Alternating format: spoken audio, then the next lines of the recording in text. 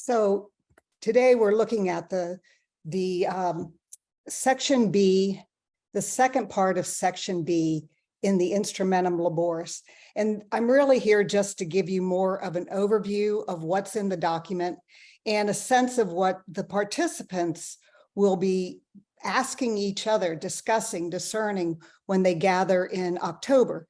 So as we know, this is just a quick review. We have, it's from October 4th through 29th. There's about 370 participants. About 70 of those will be lay people. At least half will be women.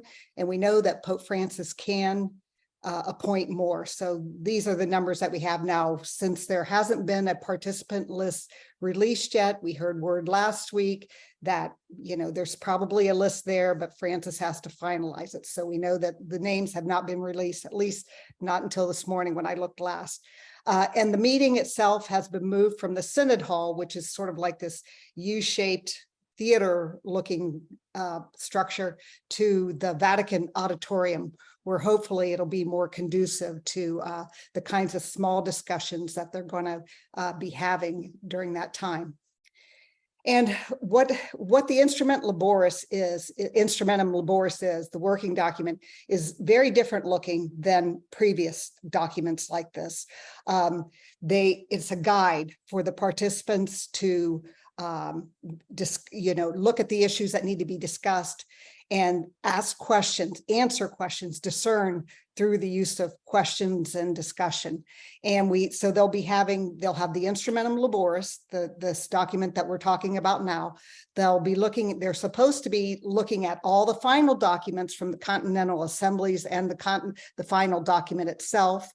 And then there's the report of the Digital Synod, which I explained last week, is this synod that went on mostly aimed at younger people to engage with these questions and the synodal process, even though many of them are not like part of a parish or part of a community per se, but they really live in the digital world.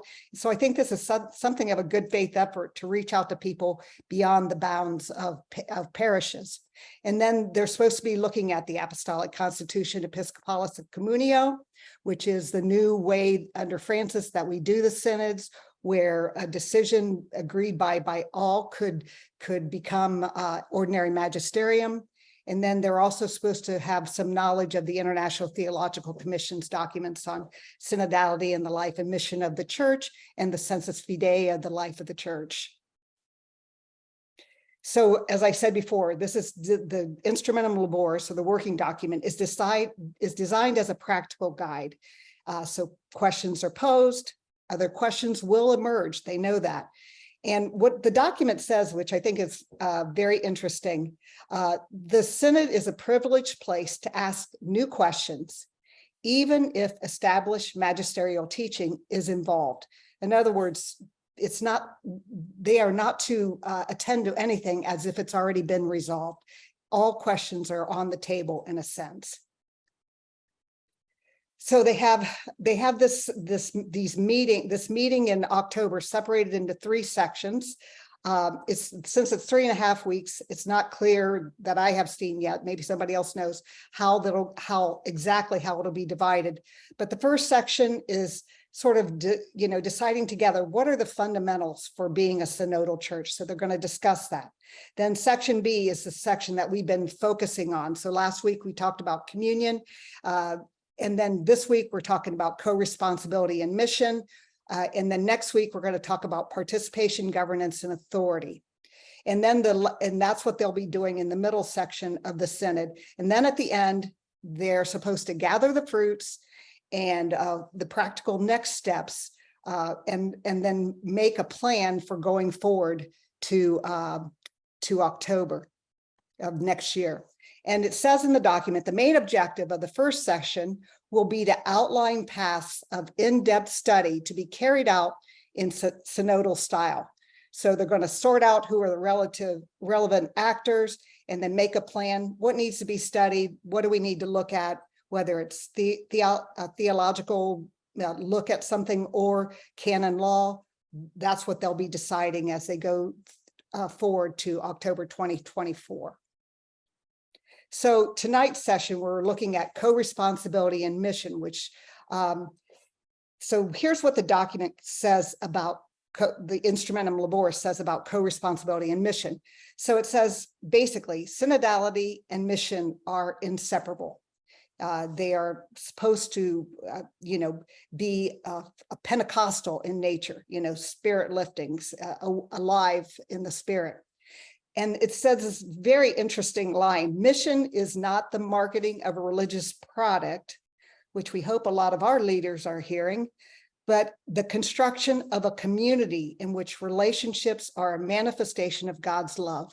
And I think about this a lot in lots of contexts, but, I'm thinking about especially in some of our work with saving our parish communities, where parishes are being shut down, especially in poor inner city communities, that it's not marketing a religious product as we see this as kind of a corporate process, but it's the construction of a community. And that's a really beautiful thing. And I hope that that can come forward more and more.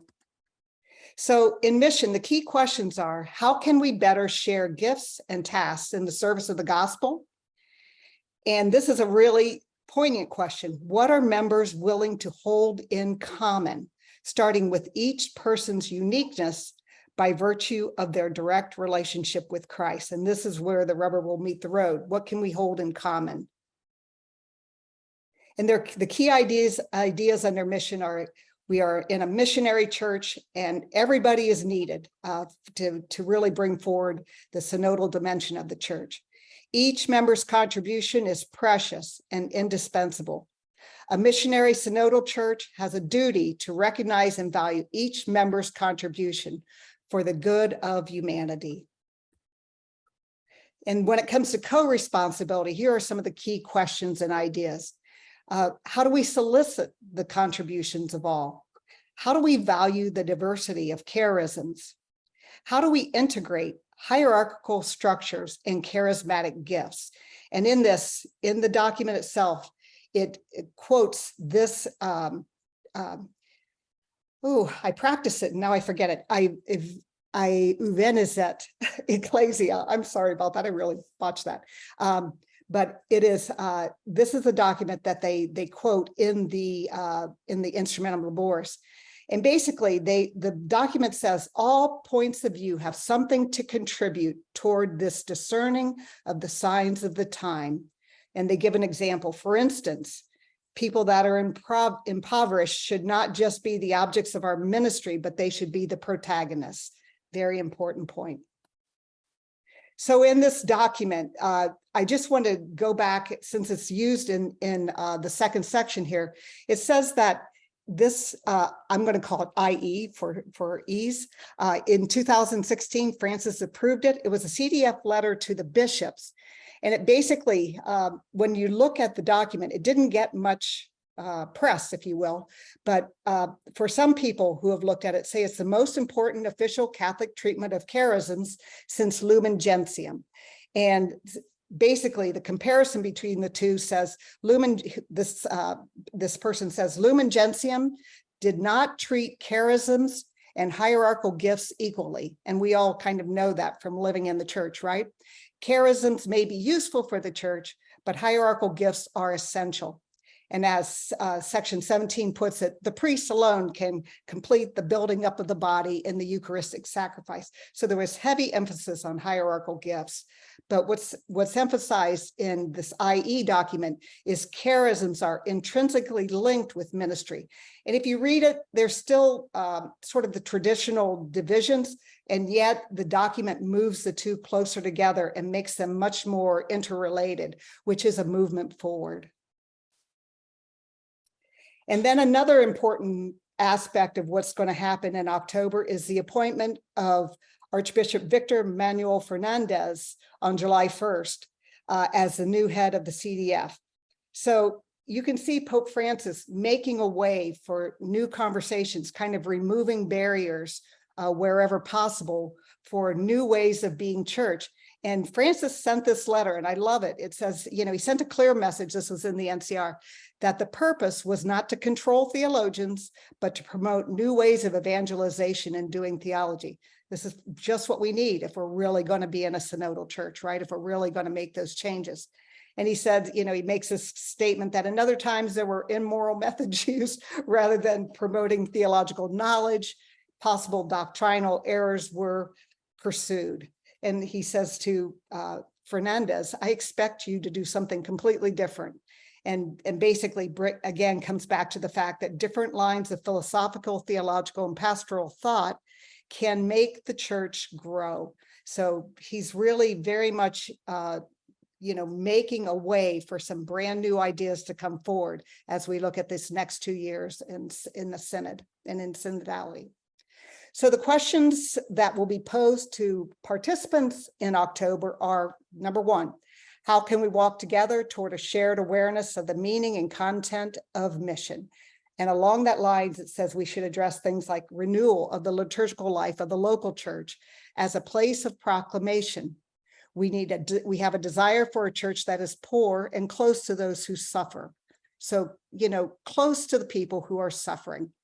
And prophetically opposing new and destructive colonialisms is the opening of places of unconditional service. Now, there's all kinds of colonialisms, and we know that some of them are quite destructive, and we know that the Vatican believes other things that are happening, especially around sexuality, are also colonialisms, which we would, stand apart from. But anyway, this is in the document. And also evangelizing in a digital environment is important. And then it's local. What should be done so the synodal church is also an all ministerial missionary church? And so it's overcome a vision that reserves any active function in the church to ordain ministers alone. So we need to recognize we need the whole church to really be actively involved in participating, and that the local church needs to be at the front when it comes to deciding what kind of ministries they need and who should be involved. And then imagining new ministries in the service of a synodal church. Greater recognition of baptismal ministries, which goes back to the first point, through enacting forms of subsidiarity. So it's local, it's local, it's local for Pope Francis. He sees these things, and we saw that at the Amazon. The possibility of a brand new rite, because the synod, the Catholics in the Amazon region are very different than the Catholics in Germany. So what holds us together, but what also makes it meaningful for our context. And then discerning together which ministry should be created and promoted in light of the signs of the time. And then on women, how can the church of our time better fulfill its mission through greater recognition and promotion of the baptismal dignity of women? And we saw this before. The continental assemblies were unanimous in calling for attention to the experience, status, and role of women in the local church. And they should be foremost in this, and women should be foremost in the local church should be foremost in the discernment about these ministries. And then they want a deeper reflection on the ecclesial relational failures of the church to women, which, that's beautiful. And then the desire for a greater presence of women in positions of responsibility and governance emerged as crucial elements. And I think most of us thought this is, that this is how it would go. And just reading the writing on the wall, it's in some ways easier and better in some ways to bring women into governance. But I don't think that's the end of the questions either. And then what is the Spirit trying to teach us through women? The document asks this question. Very good question. All continental assemblies want more women in governance and ministry. And then they brought up all these aspects of women in governance and ministry. So what do women in ministry do? What is the theological reflection on women in ministry? How do we get women working and also free from the abuse of patriarchal, misogynist men, which happens? Governance, women can bring governance and greater transparency to the church. And what are the new ministries that we need to consider? And it specifically in this document calls for questions around the diaconate. Should we bring women into the diaconate? So that's a discernment that is being called for. And then question B24 is, how can we properly value ordained ministry in its relationship with baptismal ministries in a missionary perspective? And so what we need a renewal of the ministerial priesthood in a synodal perspective. Amen. Ordained ministry is for service. I think all of us would agree, and that we need to overcome clericalism through good formation, not just for priests, because people are clericalists as well. So for all Catholics, we need to come to a very different way of being church together and taking responsibility for mission. And of course, clergy sex abuse is mentioned as something that must end. And then the last question, how can we renew and promote the bishop's ministry from a missionary synodal perspective? And so, how do we reform our bishops? What renewal of the vision and exercise of episcopal ministry is needed for a synodal church? We know a bunch of bishops in the United States who aren't interested in this synodal idea, but what can be done to bring that forward? Because we have, it will have to take hold at some point. And to proceed with the renewal of the episcopal ministry within a fully synodal church requires cultural and structural changes. So that's sort of the shot across the bow, warning everyone, including the bishops, that we are going to be looking at a very different model of leadership within the church. And that is all I have.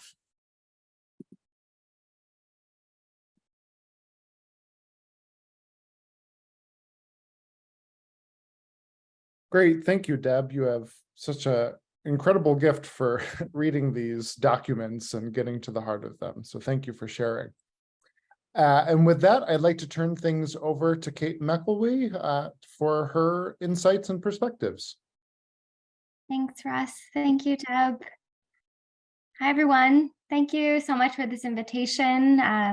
It's so good to be among friends to discuss what I think is a really dynamic and hopeful invitation to examine our individual, communal, and spiritual responsibility in this moment in our church. For a synod that's supposedly not about producing more documents, this synodal process has created quite a few good ones. And I'm happy to be in dialogue with all of you. And I will say, I'm not a theologian, I'm an advocate and an activist who believes deeply in the synodal process. Through my 12 years at the Women's Ordination Conference, I have actively promoted the full participation of women at every level of the church, including in decision-making, voting at synods, and the admission of women and people of all genders to ordained ministry, including as deacons, priests, and bishops. The Women's Ordination Conference is a grassroots-driven movement that promotes activism, dialogue, and prayerful witness to call for women's ordination and gender equity in the Roman Catholic Church. So with the overall themes that Deb highlighted and especially of communion, mission, and participation, the document invites spiritual reflection and discernment on how the global church might better attend to the challenges of today with a missionary urgency. So while a tool for reflection, the document also calls for concrete proposals that might further co-responsibility in the service of the gospel. So what does that really mean? The document asks directly, how can we better share gifts and tasks in the service of the gospel? How can we imbue our structures and institutions with the dynamism of the missionary synodal church? I love these questions. Now, of course, as much as I celebrate these big questions, for me, it isn't hard to answer many of them with simply ordain women, or more elegantly put, remove all barriers based in sexism or misogyny so that all people might actively participate in the sacramental life of the church. But there is an authenticity in this document that is refreshing and honest. And that's probably why you're here tonight. You heard the invitation to co-responsibility. And if you're like me, you heard the voices of women in this document. And not just in one paragraph, but women's voices in their diversity were truly centered. From calling for the need for healthy belonging for women in the church, to the recognition that women are ministering at the prophetic margins, I believe the church is attempting something new and, in fact, courageous in asking itself these deep questions. And if you need further evidence that there is something new happening, there's even a line in the Instrumentum Laboris about avoiding, quote, treating women as a homogeneous group or an abstract ideal subject of debate, which for me, that's new. But yet, despite the pages of expansive language on expanding the recognition of the baptismal dignity of women and an invitation to the missionary church that in which we each receive the experience of Pentecost, the specific question of opening ordained ministries to women is limited to envisaging the inclusion of women in the diaconate. So certainly many of us don't require much imagination to envisage such a thing. For women serving in diaconal roles is a reality around the world, officially recognized or not. I found this a reductive proposal, especially contrasted with the broad and bold language that came before it. And also, can we not envisage women's inclusion in the priesthood? The synodal dialogue will be painfully incomplete if it does not address the widespread calls to open all ordained ministries to women. We at the Women's Ordination Conference track the calls for women's ordination in the US and globally. And if our voices made it through the USCCB and into the North American Continental Document, you know they were loud. And if truly there is no border that this movement of the Spirit does not feel compelled to cross, to draw all into its dynamism, as the working document states, we must pursue that, quote, horizon of hope beyond any shortcuts that attempt to limit the call of God. In January, Cardinal McElwee of San Diego wrote, "The call for the admission to women to priestly orders as an act of justice and a service to the church was voiced in virtually every region of our world church. Not a hobby of a few women in the global north, but a global call, rooted in prayer, collective discernment, and reflection, for the opening of ordained ministries to women as a matter of justice and a service to the church." Yet one has to wonder where that question went in this document, and if this foreshadows more stifling to come. We will have to make sure that doesn't happen. In the opening address of the Synod on Synodality in October 2021, Pope Francis said, "That expression, 'we have always done it that way,' is a poison for the life of the church. Those who think this way, perhaps without even realizing it, make the mistake of not taking seriously the times in which we are living. The danger, in the end, is to apply old solutions to new problems. Applying old solutions is the easy way to answer the so-called difficult question of women's ordination to the priesthood. But the synodal path calls us to something different. It means discovering with amazement that the Holy Spirit always surprises us, to suggest fresh paths and new ways of speaking." Again, from Pope Francis's opening homily of the Synod. In fact, the document also suggests considering what new ministries could be created for women specifically. So just as it isn't difficult for us to envisage what women deacons might be like, there's an abundance of evidence of women around the world embodying these new ministries that meet the needs of the people of God.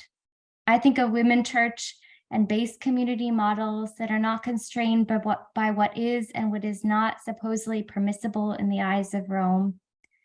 And of course, we cannot be sure what the Vatican means by new ministries for women. They may do well to look to the creative and prophetic leadership of women and non-binary people who have cultivated and share an abundance of grace on the margins. But if we are to take up the challenge of missionary urgency, the synodal process and its architects at the Vatican must listen to and walk with those women called to priesthood, for whom the time is now. We don't have to envisage equality when we follow the gospel. We can live it. And I think we can do that best by continuing to participate in the synodal process in authentic ways. Take questions like, how can the church of our time better fulfill its mission through greater recognition and the promotion of the baptismal dignity of women? And tell your story as protagonists, as missionaries, as ministers, and co-creators on the path. to ensure that synodality is not an abstract process that takes place in Rome, but a path unfolding as we walk it together.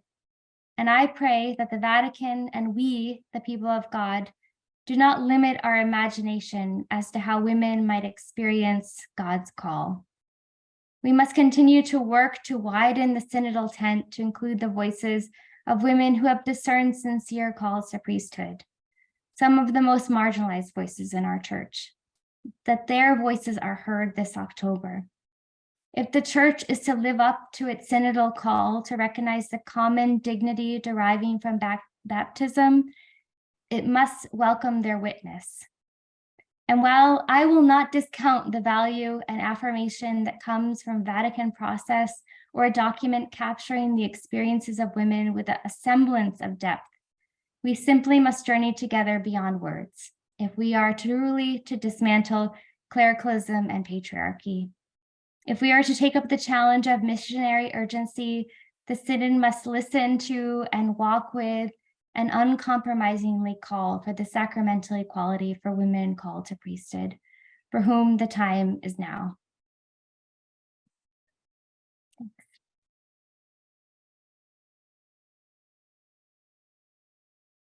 Thank you so much, Kate.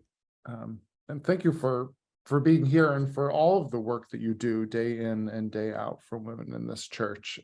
It's an honor to be your friend and an honor to have you with us. At this time, I'm going to turn things over to Luke Hansen for his commentary and insights.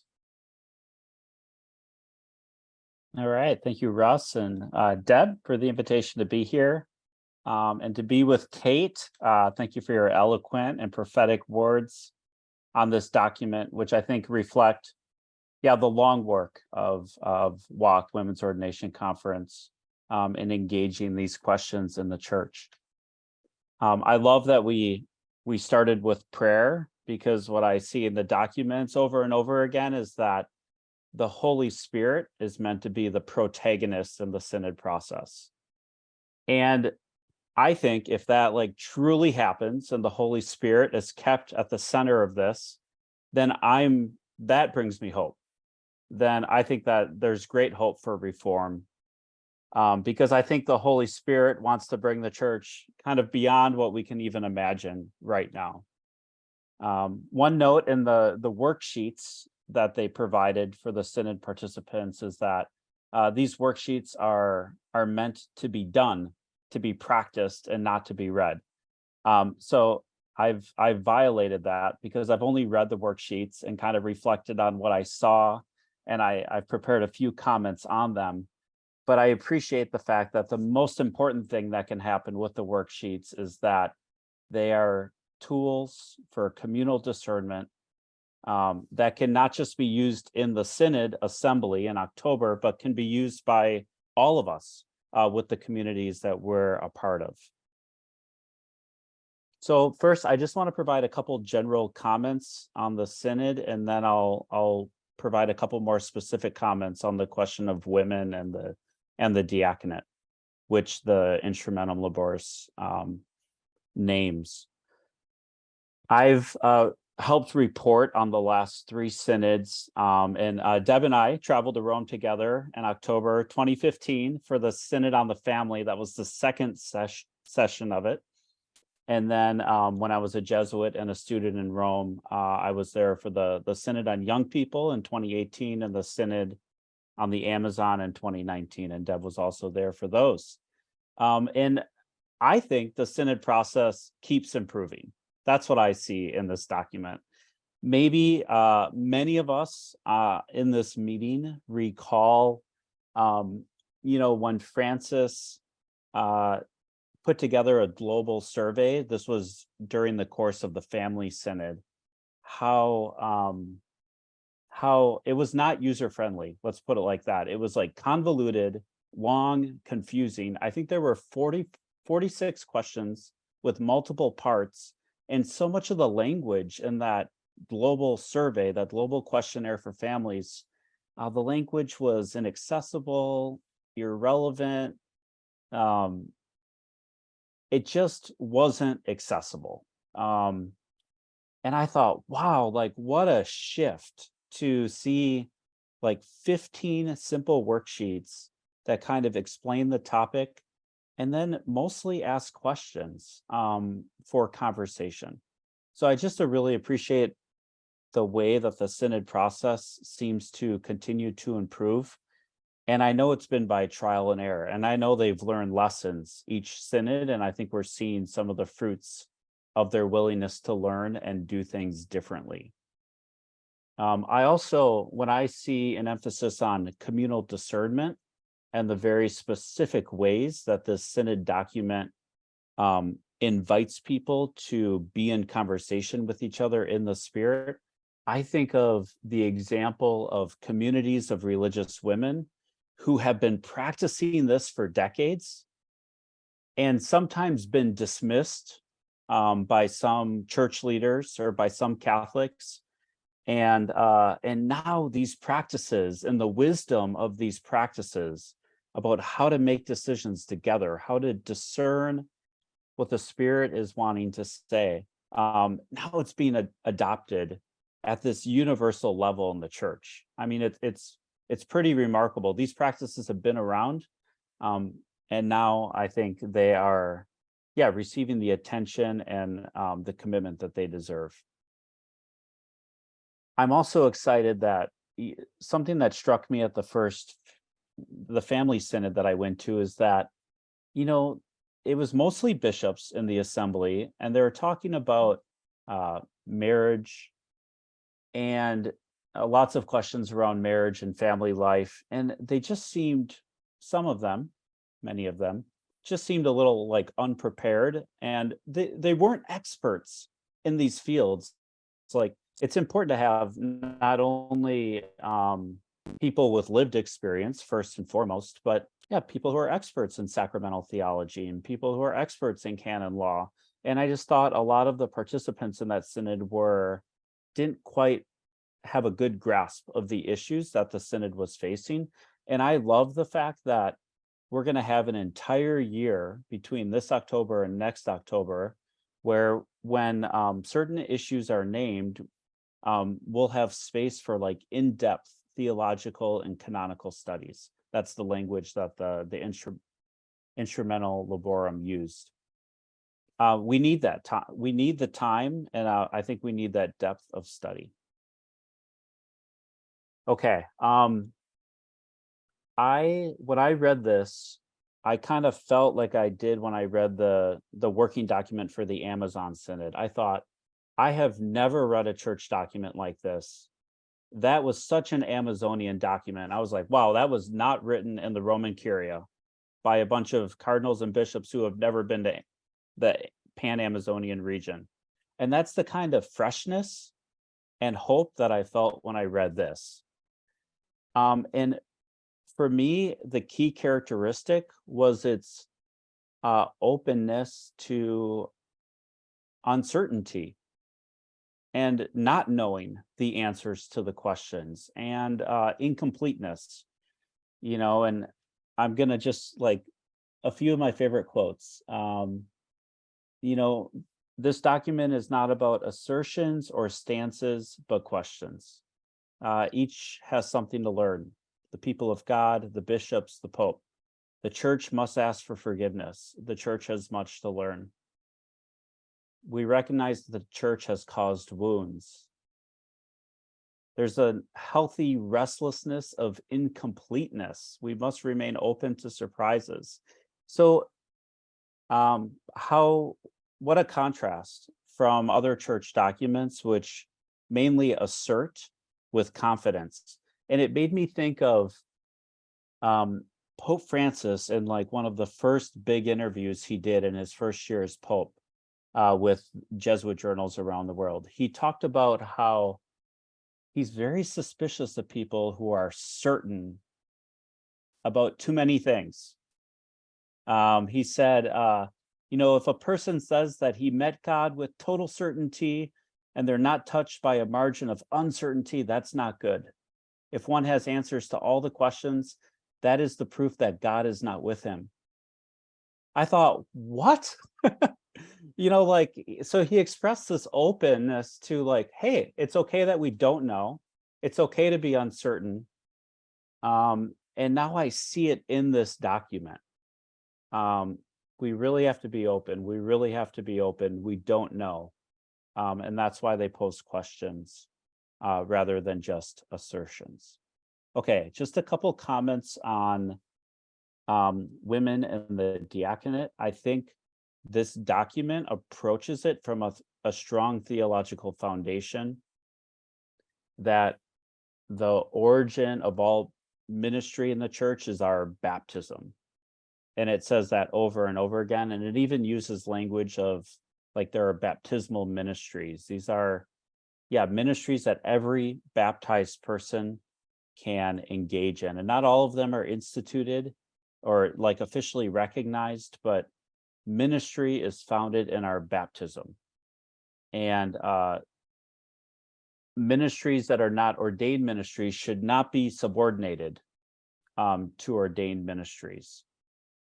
And I also like that Paul's letter to the Galatians is quoted. In Christ, we are all one. There's not male or female.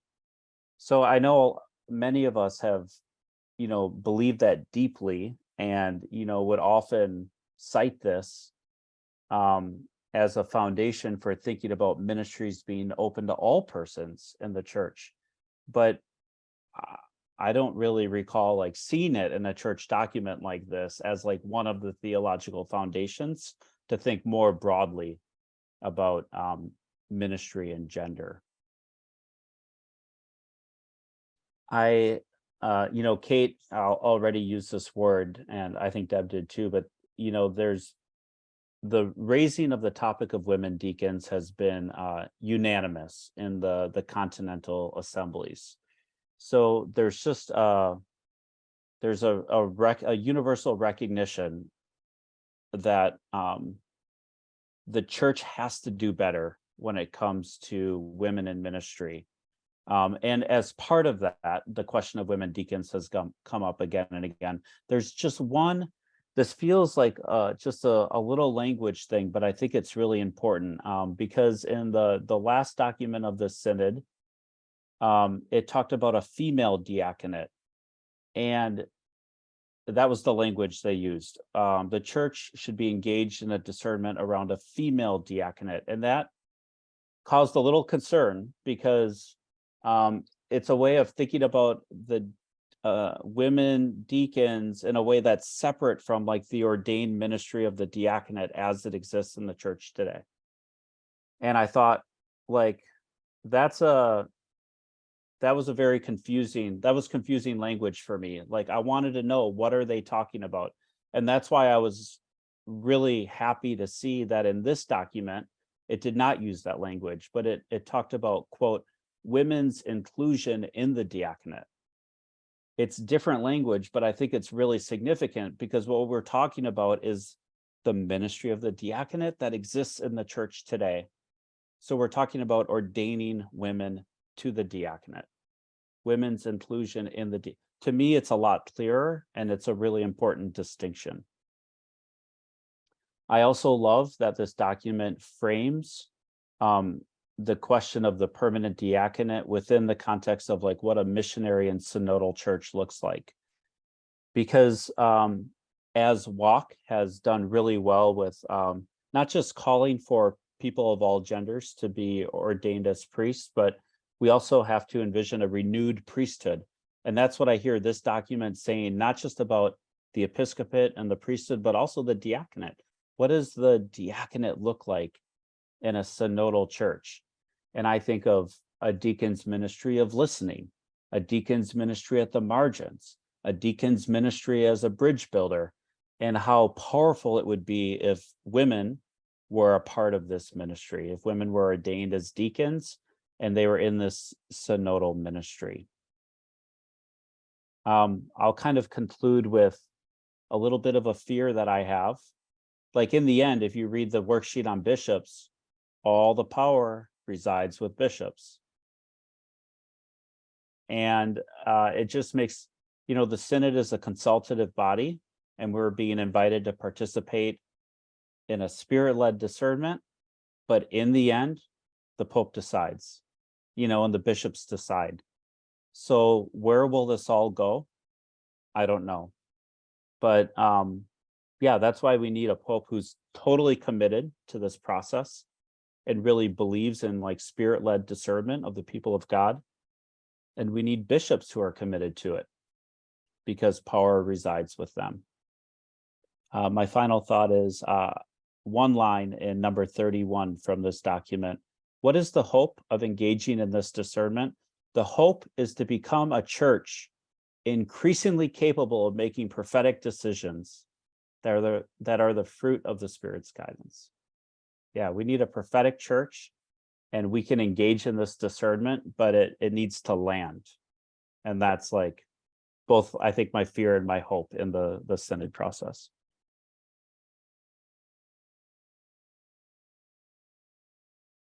Great, thanks, Luke, for those comments and bringing in, your experience from the previous synods. It's really helpful to see this document. And Deb, I know you know this well too. It's really helpful to see this document in context and in history where it lands. So thank you for bringing that perspective in. I'm going to bring everyone on to the screen here. And we'll open things up for questions from all of you. I've also opened up the chat. So if you want to engage in some conversation in the chat, that's now open to you. But those of you who would like to ask a question or make a comment, we'd invite that. Just use your reaction button down at the bottom. It looks like a little smiley face with a plus, and you'll see the raise hand button. One question, just as people are getting prepared, Luke, that you brought up sort of towards the end, and it was brought up in last week's session in the chat, but was never really addressed, is what do you think happens if for some reason Pope Francis passes away or is incapacitated to this synod? Do you have any, have you given any thought to that? My personal perspective is that it's too deep. We've gone in too far. He's put too many wonderful people like Sister Natalie in place that this would ever go that this would go away. But I'd love to hear what your thoughts are. And Kate and Deb, if you want to join in too. Yeah, I think I would agree with you, Russ.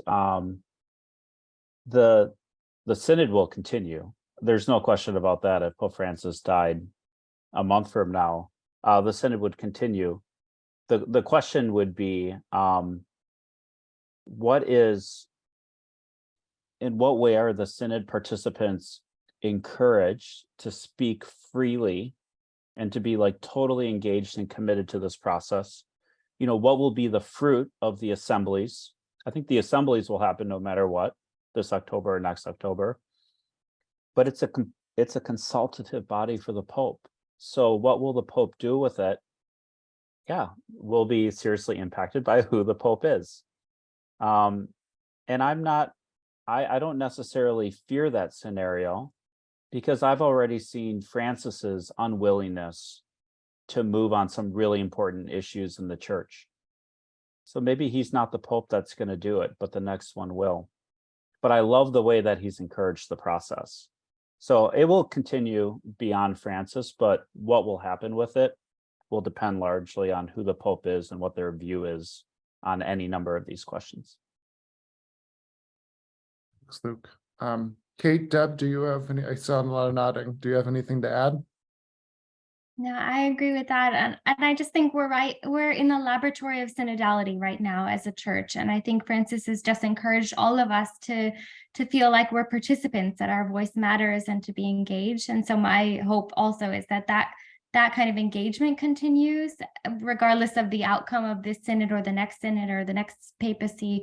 It's just that more people feel like they're protagonists in their church and in their faith. And so I hope that the lessons of this laboratory continue. Thank you. All right, Jim McCarville, I see you've got your hand up. Let me get you on the screen here, and you'll go ahead and unmute yourself. Thank you very much. I certainly enjoy these presentations, and you guys do just a fantastic job. This is like so complicated. I love to be on. Luke mentioned something about the willingness, the openness to uncertainty and to ambiguity. And I love that. But the question's for anybody on the panel. Lots of people like myself, and I'm guessing a lot of people on here, are very easy. In fact, our adrenaline spreads with this ambiguity and this uncertainty. And there's other people that shut down. They just can't deal with this. And, you know, beside the political differences that are struck, it seems to me like a whole lot of the church has shut down and is afraid of engaging in this. Any suggestions as to how we're ever going to get people that don't want to be open to be open?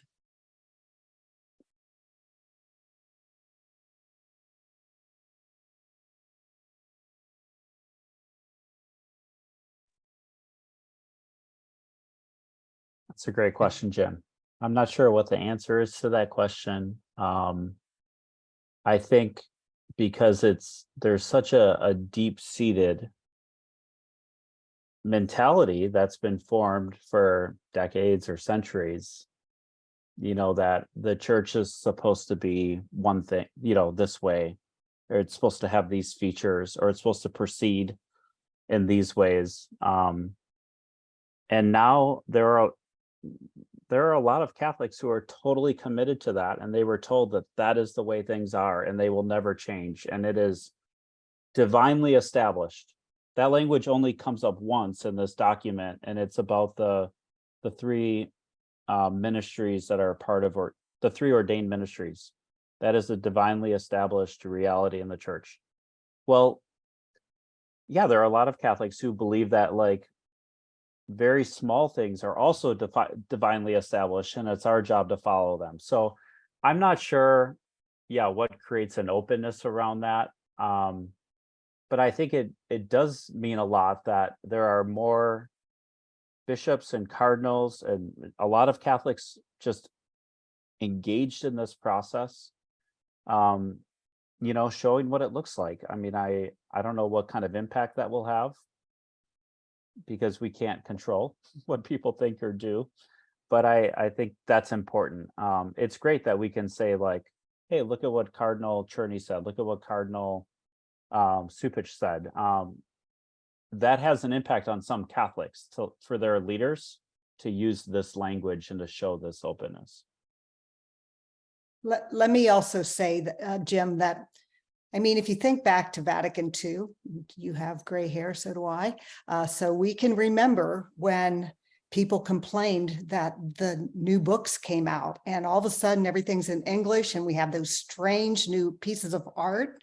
And I mean, I think the way it'll happen is that, especially if there are changes in what we see at the parish, if all of a sudden in a year or two, we have women preaching from the pulpit because now they are ordained, or preaching has become open to them after we've discerned this together. I think that's one thing. So I think it really does matter on what canon law ends up doing, what they end up doing with canon law in terms of structure, and just the physical actual pieces that people. Not many people are going to know about this synod. Let's just be honest. You know, most Catholics, if I talk to my family members who are Catholic, they don't have a clue that there's a synod going on.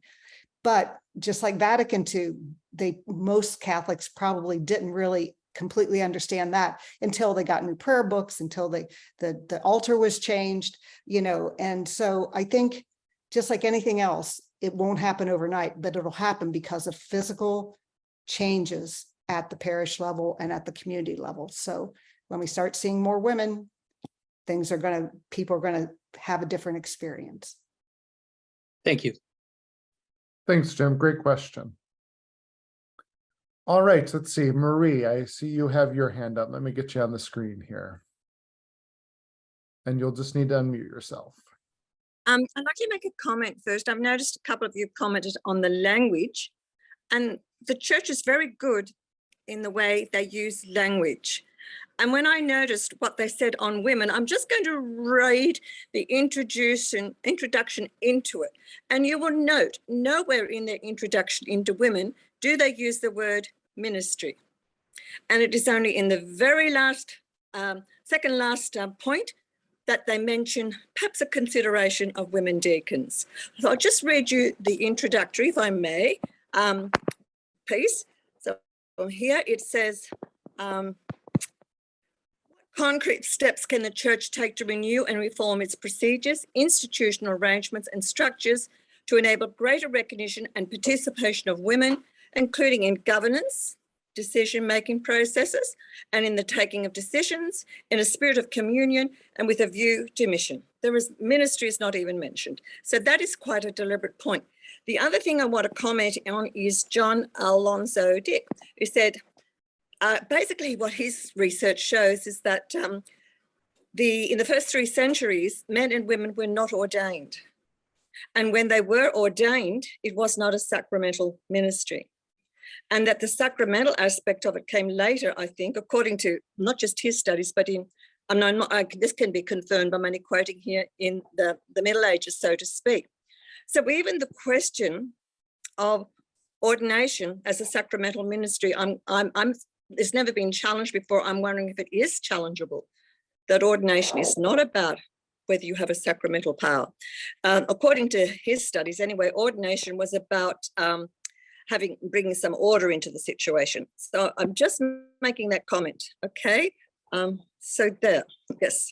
And I'm not going to give anyone wants to comment on that, Luke or the other lady. Kate. I'm going. Marie, I'm going. Yes. See you later.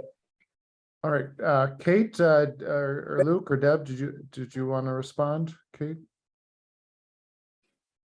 I love that careful reading, and that's a great insight to what's happening in the worksheet B2.3, because in the main question for discernment, it doesn't mention ministry. And I was like, what is going on here? They left that out, but you have to look further down, and then they add the word ministries in the suggestions for prayer and the preparatory reflection. Governance, decision-making, mission, and ministries at all levels of the church. So I maybe we're seeing the tension unfold in front of us. I feel like it can be very easy to just focus on governance and decision-making, and maybe a little bit more uncomfortable to venture into the area of ministry, and especially ordained ministry. So I felt like I saw that unfolding in the worksheet itself. But I think it's significant that they left that word out of the main question for discernment. That's a great insight. Yeah, I agree. I tried to say that in my talk also, that there's this broad, expansive language about women. And then when it comes to ministry, it's sort of this reductive suggestion of just this one line. And so I totally agree. I think our imagination should be more broad, should follow the Holy Spirit in this call. So thank you for raising that. I think everybody that reads the document sees that. The church is much more comfortable right now talking about women in governance than they are women in ministry. It's just that simple. And many people have talked about decoupling, ordained ministry from decision making. All of it will help, all of it will help long term. In the shorter term, they're still speaking to 2 very different poles within the church. And I think they're trying to bring a conversation forward in a way that won't leave some people pulling their hair out right away. They might pull it out later, but they'll pull it not right away. So I think, it's in a different way. What I thought was so refreshing all the way up to this was the way that they kept a kind of honesty, authenticity in terms of what people were raising. And I thought, wow, this is amazing. The Instrumentum Laboris doesn't do as well. There's no doubt about it. But yet, I think it's moving into this place where they're trying to find the door in from both of these polarized sides. So yeah, but it doesn't excuse it. Thanks, Marie. Great insight and catch there. Let's see, we've got Jane and Renee, you're on deck, and then we're at the hour, so we'll probably treat that as the last question, but let me bring you up onto the screen here. Hi, thanks for putting on this amazing program. I am a woman I'm discerning a call to priesthood. And so this conversation feels personal and organizational and globally important. But I've heard a term, I'm in Washington, D.C., and I've heard a term thrown around among people about what's doctrinally precluded and what's doctrinally allowed regarding women's ordination. And I wondered if anybody gathered here could talk a little bit about what that is. That code for only deacon or are deacons doctrinally allowed, and talk a little bit about that.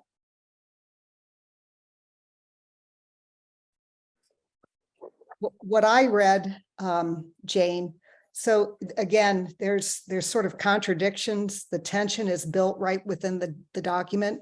So there are these places where you can clearly see the old sort of church, we're going to make, greater partnership between the hierarchy and, the prophetic or charismatic part of the church.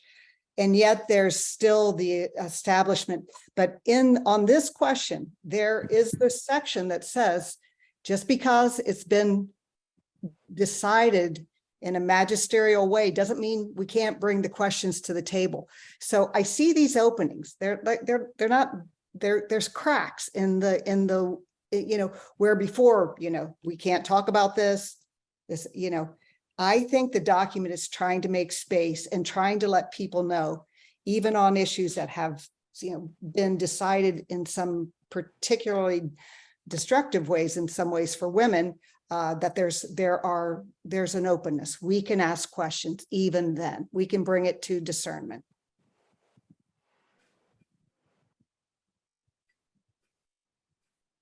Jane, thanks for your question. Really, the only place I've seen that language is in interviews with Cardinal McElwee when he's asked about the diaconate. And what I hear him saying is, if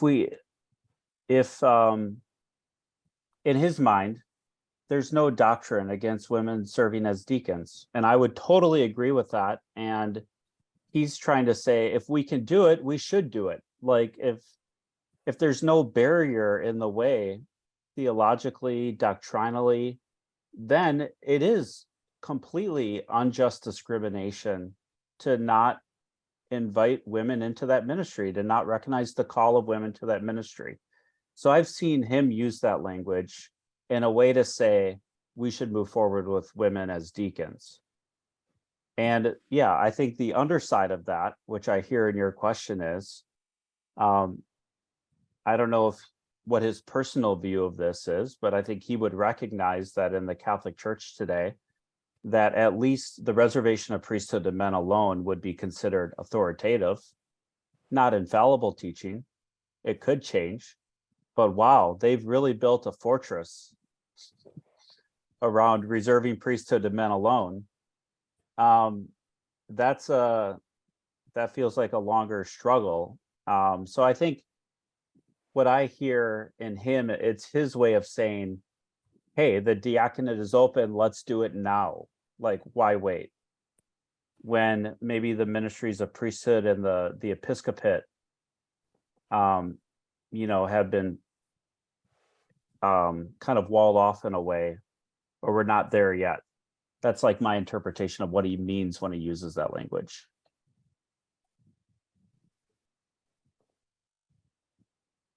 Great, thanks, Jane. Very, very good question. And let's see, Renee, let's get you up on screen here. Hi, thanks for running this, and it's been. Oh, Renee, I'm sorry, somehow you got muted again. That was probably my fault. No problem. Thank you. But as we all know, any type of change is going to be difficult no matter what it is. people don't like change. And one of those places is definitely in the church. They can't understand why it's been working this long. Why are we changing anything? That change means that something's wrong. They don't understand that it's growth and becoming closer to Christ. But the other problem is not only are the people hard to reach and accept those changes, but so are the priests. And some of them, no matter what you do, they don't want to see a woman up on that altar, and let alone behind a pulpit. And the diaconate, I believe, is a way to go.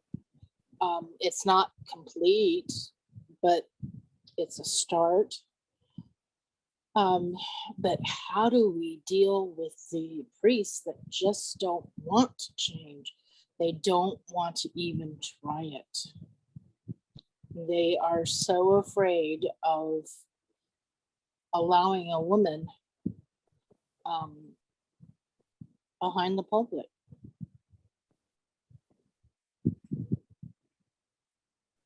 Yeah, one of the things that that's mentioned in the, or not mentioned, it's not, I wouldn't say it's one of the main priorities, but it's one of the sub priorities is formation, particularly in synodality, and what needs to change in our seminary system. That comes up in the document. And so I think that the folks who put together this document are well aware that that is going to be an obstacle. And of course, so many of the priests that are active today, thank God for the Vatican II priests who are still with us and still making good things happen. But then there's a lot of priests today who their model was John Paul II and Benedict XVI. And now we have to wait for the generation whose priesthood model is Pope Francis to come and enter to the ranks. So I don't know that there's much, hope from my perspective, for an immediate change in the attitudes that we're seeing. But I sense that it probably is coming, and I'm hopeful that it's coming, and I'm glad that this synod is making space for that. And I do think, to sort of return to Deb's comment earlier about the changes that will happen canonically, that will make these things happen, because that's on the table too, and we'll get into that a little bit next week with a canon lawyer. Some of the stuff is just going to happen, and once it begins happening, the cat's out of the bag. And I think the people are going to see that the good thing is happening, good things are happening. And I think that that's a very difficult energy to fight against, especially when synodality is being promoted as the way we're going to be church in the future. So that would be my perspective. It's like a hurry up and wait kind of a perspective, but I don't know if anyone else has anything to add. I just think one of the main legacies of Pope Francis's papacy will be his call to encounter. And so I just hope that architects of the synod, the clergy, priests continue to encounter women who have sincerely discerned calls. And I think that's the point of transformation that will happen.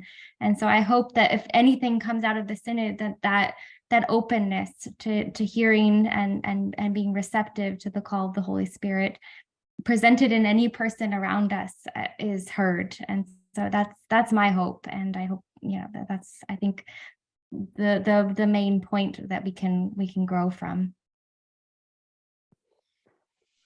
I'll just say something very quickly to that. And it goes back again to how changes. I mean, think of Vatican II and how really a very elite group of people made some very big decisions for the church. And the church goes along because things get changed. And there, people in the pews are basically Some drug their feet. There's still people mad about it. I mean, we know that now, that people are still upset about Vatican II. So, but the church in general has moved toward this new way of being church under Vatican II, although it got pulled back. And I think in the end, you know, what we do is engage, encounter, work toward this new model of church, which I think is an extension of Vatican II. It is, as Pope Francis said, it's the, you know, Vatican II for the third millennium. It's the way that we need to be church if we're going to survive and not be a museum church. So the people who are curators of the museum church will probably remain curators of the museum church, and the spirit will lead the rest forward. And I think people will follow along because they'll see it's good, like so much of what we saw in Vatican II, even though it scared a lot of people. So much of it was good. So I'd like to share a little bit of my growth with what happened with my dad. In the city where I was born, the churches at that time were still pre-Vatican II and very closed off, and girls had to play. When we went to Catholic school, we had to play behind the building. We weren't allowed to play on the jungle gyms, but the boys were able to do what they wanted. We moved only 50 miles east into a church that was after Vatican II. And we went to midnight mass, and they had a brass band playing. And when the brass band finished, everybody clapped. That was the last time my dad entered a church. Clapping in a church was never A allowed. bridge too far. And he was a convert. Gotcha. So, well, yeah, I suppose that's the nature of this. So thank you, Renee, for your question and for your story. We're coming up at 8:15 here, so we're gonna begin to close this down. But I do want to thank you, Kate and Luke, for obviously the time that you spent with the document and the time that you spent with us. It's been really a pleasure to have you and to learn from you and your insights and your experiences. So thank you. To all of you, I saw a lot of stuff going on in the chat. I was pushing all kinds of other buttons. So thank you for the conversations that you were having with each other. Thank you for engaging with us, and thank you for being here.